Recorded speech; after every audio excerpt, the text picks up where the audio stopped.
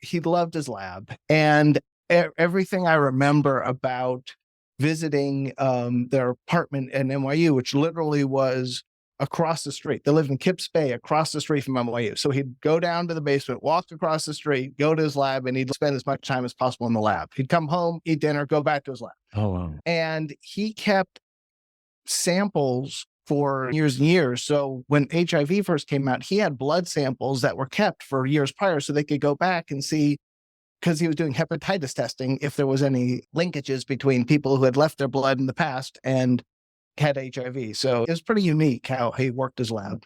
And he was instrumental.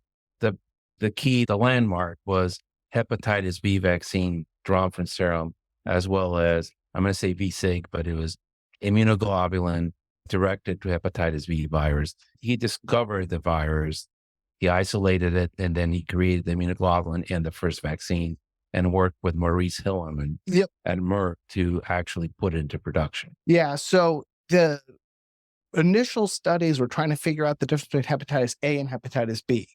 And they had different words for it back then, like serum hepatitis and enteric hepatitis, but he worked it out. And Dr. Blumberg in Australia had the antigen. They found the little hepatitis B antigen.